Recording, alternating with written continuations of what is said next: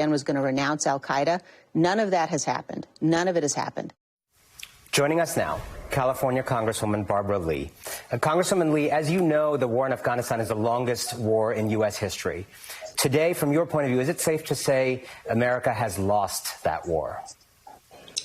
What I'm going to say is this, first of all, nice being with you, is that our focus and priority has got to be now the safety and security of the American citizens, our diplomats, the Afghans, our allies, so many people who supported the American operation there. And so we have to focus on the visas. We have to focus on women and children, the safety and security of everyone at this moment. And I think it's a very dire situation. This has got to be, and it is, an all-hands-on-deck operation, a whole government operation.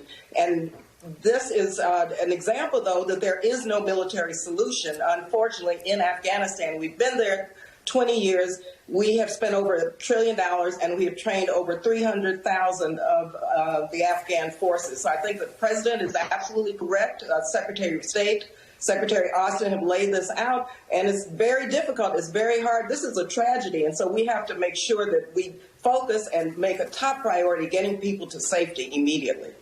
A little while ago, I put out on Twitter a question about what people's biggest questions are, citizens' questions are about this situation. And probably the thing I heard as much as any was this money that was spent on this country over the past 20 years. I think a Brown University analysis pegged at about $1 trillion of American expenditures by Congress on Afghanistan. Where did that money go, simply put?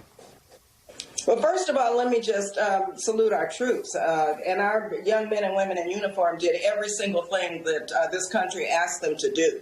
And so we can't forget that they lost their lives, put themselves in harm's way. Hundreds of thousands of Afghans were killed, refugees. And so we have many, many layers to unpeel in this.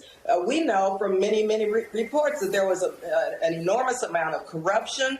There was an enormous amount of graft. There was an enormous amount of collusion. It was just an untenable situation. Taxpayers did fund over $1 trillion in U.S. tax dollars. But again, going back to what I said 20 years ago and what President Biden and Secretary Blinken have outlined, there is no military solution in Afghanistan. And this is the outcome of believing that our troops needed to stay there in the midst of a civil war to really try to keep and maintain the peace. But, you know, we've got to get back to making sure that this evacuation goes well. We are sending about 6,000 troops there, and we've got to get everyone to safety and security immediately. That's the first priority that we have to focus on and rally around the White House with.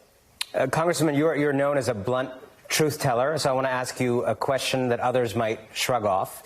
This is also a story about the American empire and its present state. Do you think the United States will learn any lessons from this about its ability or inability to leave other countries around the world better off by invading and occupying them?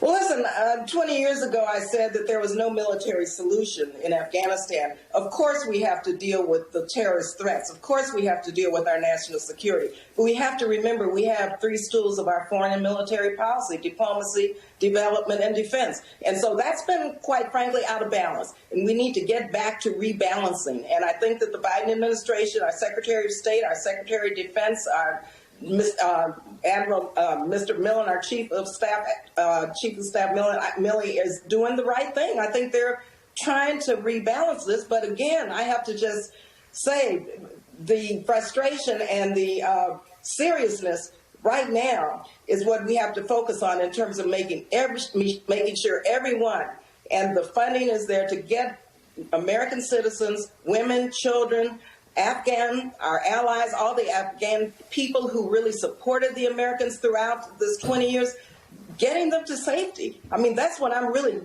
up dealing with day and night. I've had many discussions with the administration, many discussions with our staff and our committee. You know, I serve as chair of the Appropriations Committee that funds all of our diplomatic and humanitarian assistance. So we've got a major, major humanitarian crisis. We've got to make sure we step up and do the right thing by the people of Afghanistan. Congresswoman